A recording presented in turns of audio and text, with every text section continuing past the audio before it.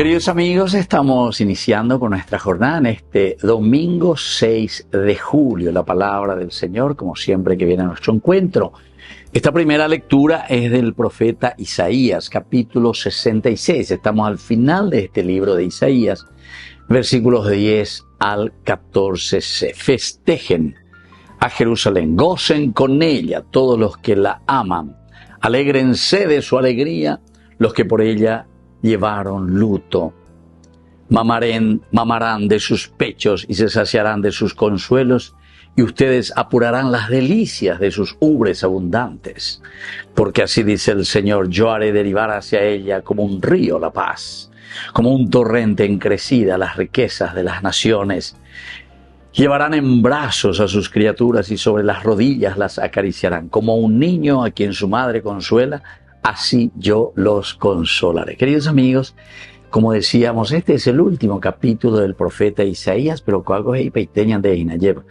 Pero pacueteo Isaías, Yahvé que salva, el Señor que nos ofrece su redención. Aupeárego con un canto de alegría y peiteña de bueno.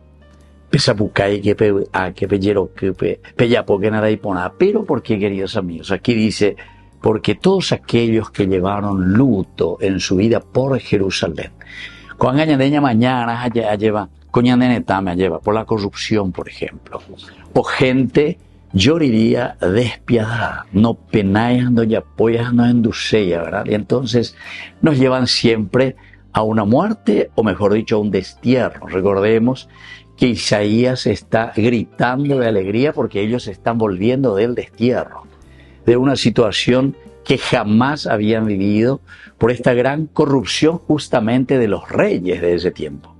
Así es que si yo que cuerañan de ave, ojalá que podamos también decir lo mismo. Festejen a Jerusalén, dice aquí.